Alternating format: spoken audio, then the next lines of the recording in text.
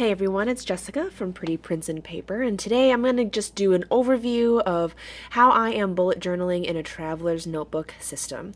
I've talked about this in a couple videos, but I wanted one place where you could reference as you begin or continue your bullet journal journey.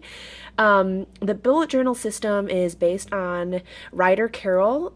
He designed the system, and that is definitely where you need to start. So if you haven't yet, go to bulletjournal.com and check out his How to Bullet Journal video just to get the basics down.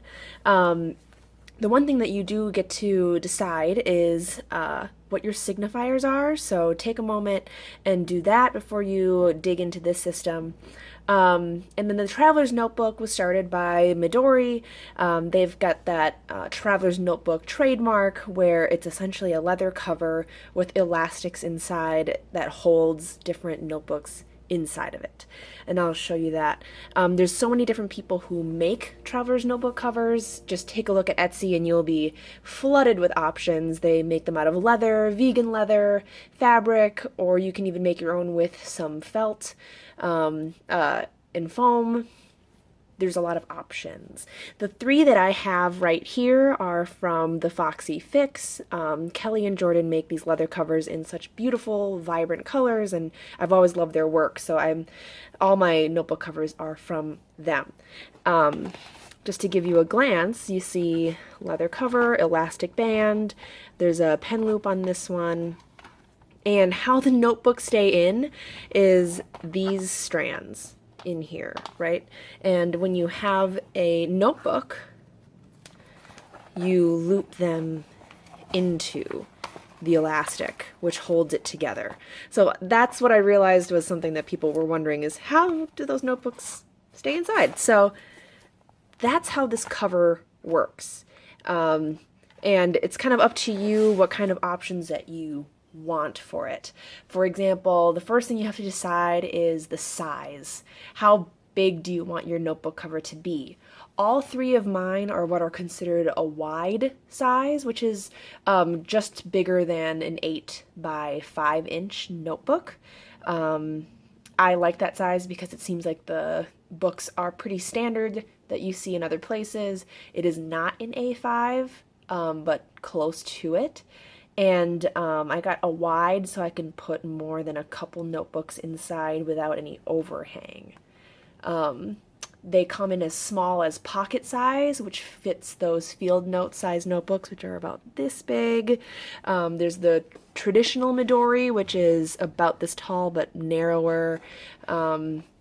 There's a whole lot of different options, and I would recommend Googling an image size comparison of different size notebooks so that you know what you're getting first. And the second thing you'll have to do is choosing what goes inside. So I have used quite a few different inserts. So I've used moleskins. This is the one that I decorated, but I've used moleskin, and this is a large cahier size.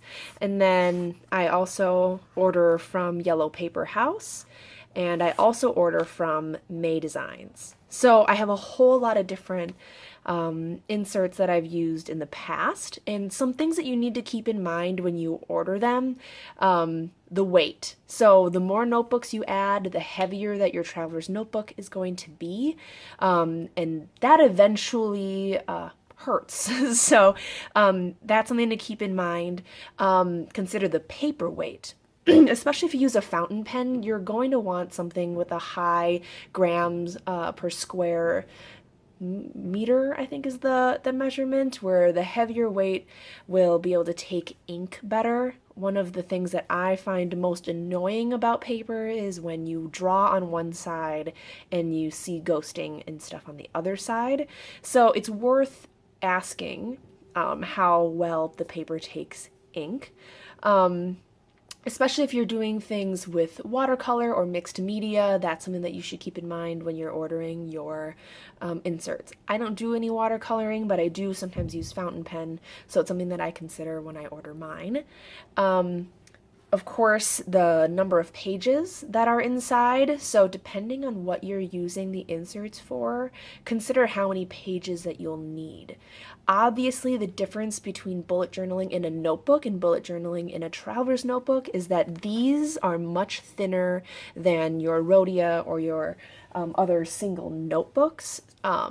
So you switch them out faster. So consider that when you're making your decision.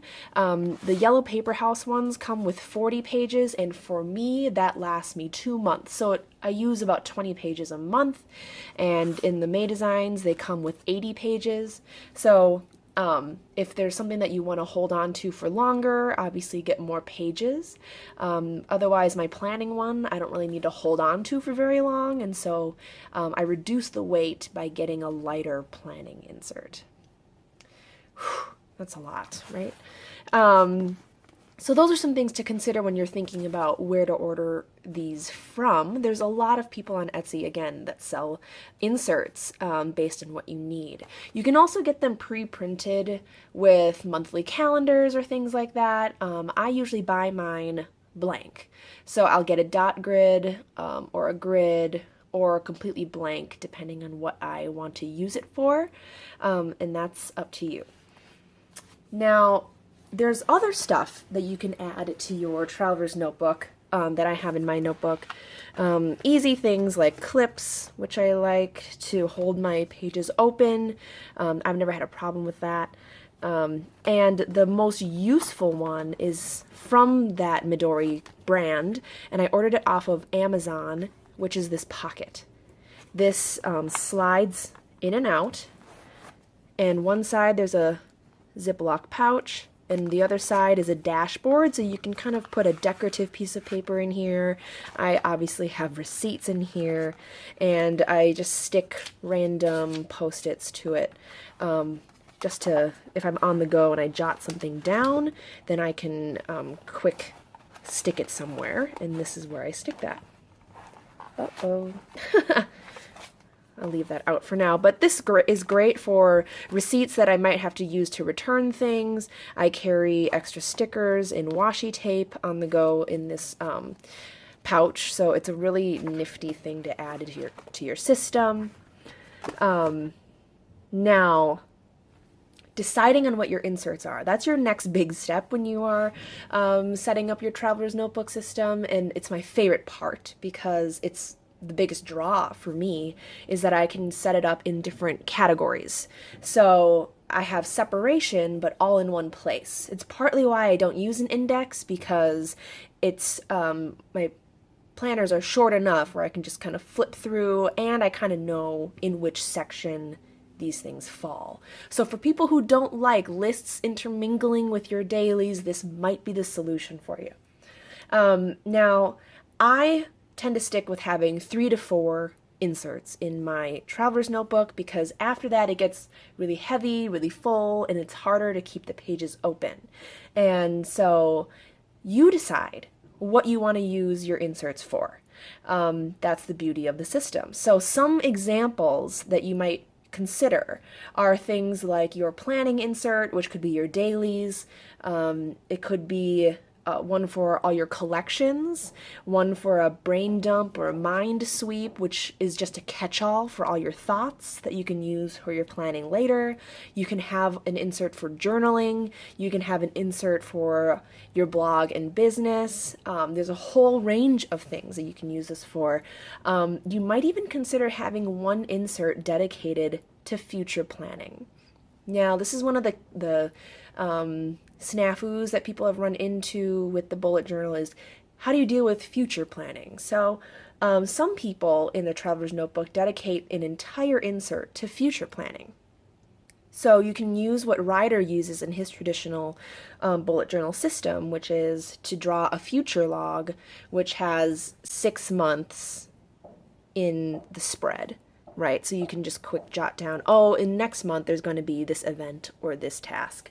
I use a Google Calendar, so I don't use a future planning insert or things like that, but in the past I have tried the traditional 6-month future log. I know Kara uses Eddie Hope's Calendex system.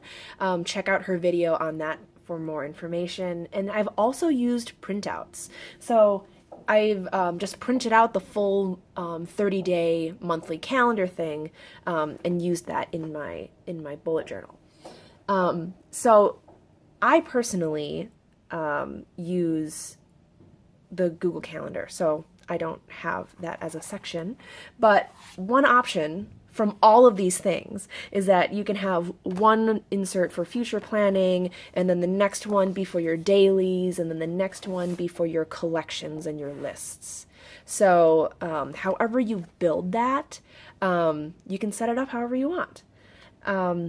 Now, obviously, one of the downsides is having a super thin notebook, which you may or may not blow through in a month. So what I also have are notebooks that I keep at work and notebooks that I keep at home.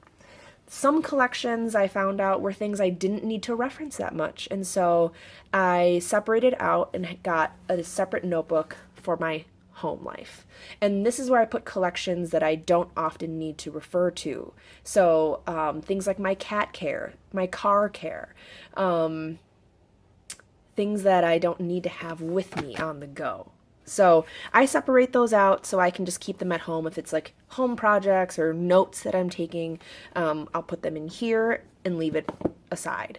And then in here I'll have collections of things that I do want to have with me ready to go. Suggestions from my friends. They tell me, oh, you should really check this out. And so I can put it quick right here. I have trip planning things for when I'm called to jot down some details. More trip planning. Go-to meals. I like to have that with me. Health stuff. So that's what I put in this collections notebook. I also have one for work. You can see in my other video, I take notes in there, project notes, and keep that at work and not carrying with me. So that's how I set mine up, okay? If you take a look at my system, the first thing that you do is you write in the index for indexing all your pages. And if you're like me and don't use the index, then leave it out. You know, it's a useful tool, and I know people swear by it. I personally don't. So I let it go, you know. One of the downsides is that you have to add in your own page numbers, so you have to go through and add that to the bottom. And then you start using your planning system however you want to. Using your signifiers and your own little things like that make it your own, right? You can see my setup in all my other videos. I have one that flips through my February and talks through my March, and as well as my work bullet journal system. So check those out if you're looking for exactly how I go into planning in here. But I wanted to give you the overall setup of how you can take this insert cover and add in the sections that make your life as easy as possible. So let me know what you think. If you're going to start a system, let me know down the bottom. Otherwise, if you liked this, give me a thumbs up, subscribe to the channel, and I will see you in my next video. Bye!